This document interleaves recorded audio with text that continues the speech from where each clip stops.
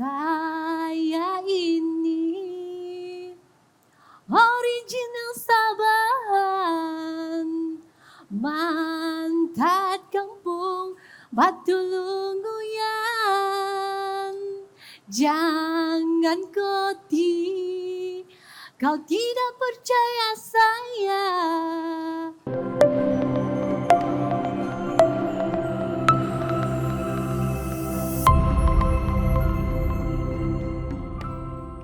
Hai, saya Emily Jenebel. Saya berasal dari Kampung Batu Lungguyan, Sokeningau, Sabah. Saya usahawan kraft anyaman bulu. Saya sudah berkecimpung dalam bidang ini selama 23 tahun. Saya tinggal di kampung dengan family, dengan nenek saya. Di sana lah mula macam saya tahu apa aktiviti nenek saya.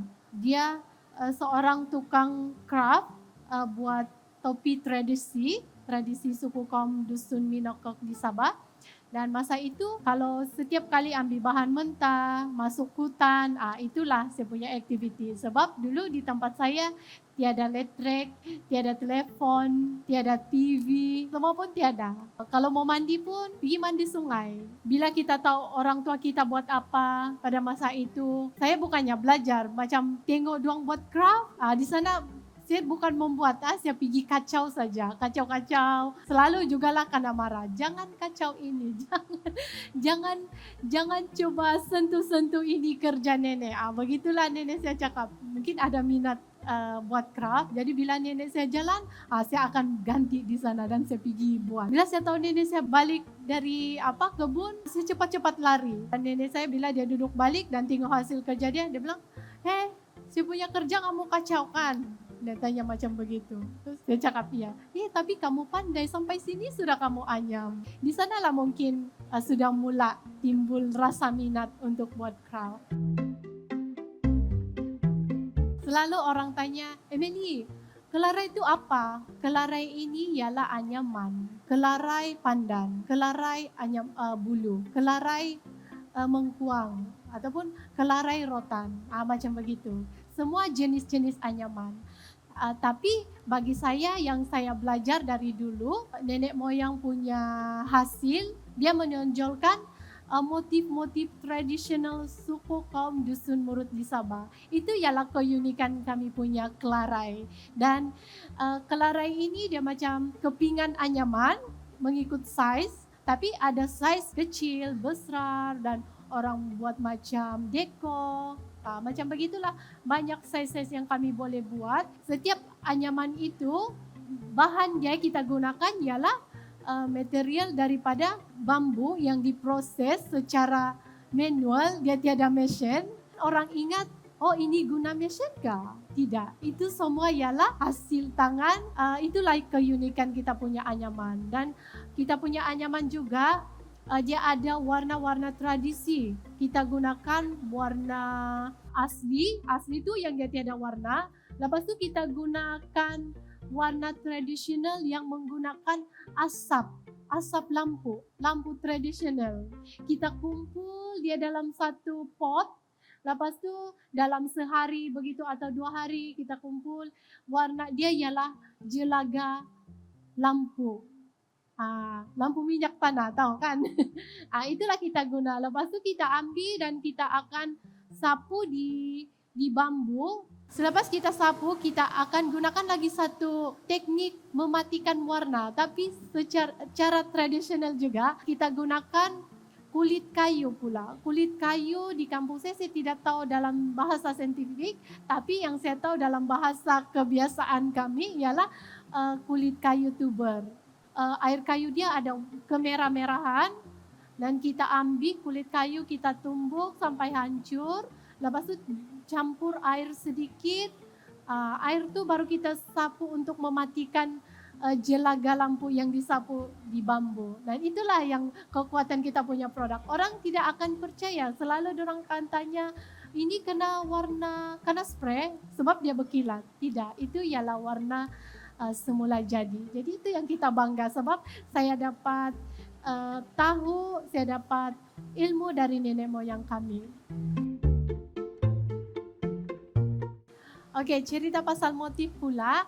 Kalau motif Di tempat kami, yang saya tahu lah dalam etnik suku kaum Dusun Minokok, kita ada pelbagai motif. Yang salah satu yang selalu nenek saya gunakan dari dulu, yang first motif saya tahu ialah motif nurugan. Nurugan, dia punya nama sebutan pun ada unik sedikit, tapi maksud dalam bahasa Melayu ialah bentuk diamond. Selain daripada itu, kita juga ada motif yang macam inspirasi dari penganyam. Dia berbentuk mata panah tradisional juga. Kita namakan dalam bahasa etnik Dusun Minokok ialah Nandu Sandus.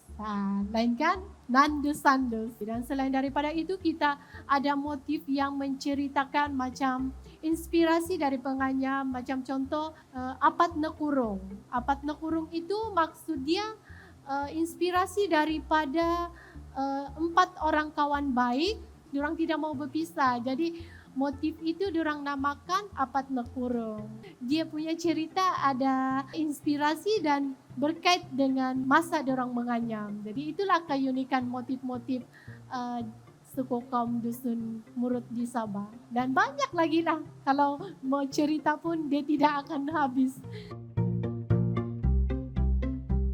Kamu tahu kah apa ini yang saya pegang? Kalau dalam bahasa Dusun Minokok di Sabah, ini ialah selingkawang. Selingkawang tu kalau dalam bahasa Melayu ialah pokok resam. Baru tahu kan? Okey, ini macam pokok selingkawang, tapi sebenarnya bukan pokok tu yang dijadikan ini. Dia punya urat.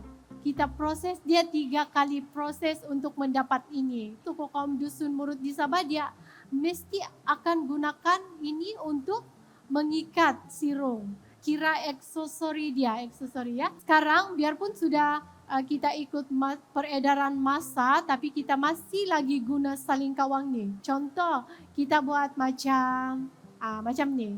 Bag dia nampak tradisional, tapi dia punya aksesori ni semua ikatan selingkawang. Inilah dia punya kekuatan produk, dia punya keunikan. Semua hasil daripada urat pokok selingkawang. Di sini ikatan lipan, lilitan tulang belut, macam-macam jenis ikatan yang kita buat. Dan selain daripada kita buat untuk ikatan, tapi kita boleh juga buat aksesori seperti ini. Dia nampak moden, tapi dia masih lagi tradisional. Sebab selingkawang tu kita boleh buat butang, kita boleh buat aksesori dia. Sangat cantik. Selain daripada butang, kita juga boleh buat aksesori seperti hiasan anting-anting, kitchen. Banyak lagi lah. Kalau orang kreatif memang banyak lah dia boleh buat.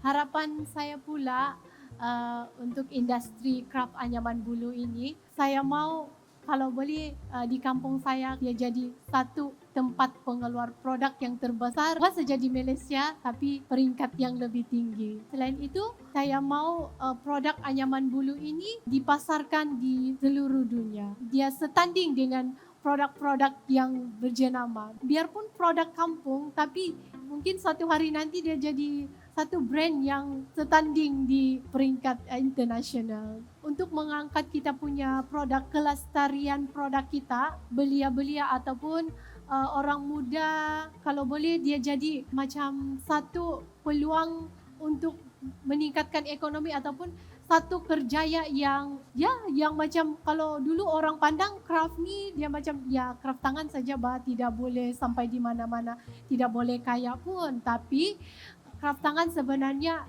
kalau kita faham dia punya jalan ataupun dia punya tempat, kita jangan risau. Sebab ada craft tangan Malaysia yang selalu mengangkat kita punya produk. Yang penting di sana ialah kita tahu di mana tempat kita dan di macam mana kita mau cantikan kualiti produk kita. Pesanan saya untuk semua pengusaha craft, usahawan craft, kita jangan putus asa. Kita punya produk ni mempunyai nilai-nilai keunikan tersendiri. Jadi itulah yang kita akan angkat. Teruskan untuk membuat kita punya kerja bukan saja dilihat di tempat kita, tapi boleh dilihat di seluruh dunia. Baru tahu. Okay, thank you. Bye.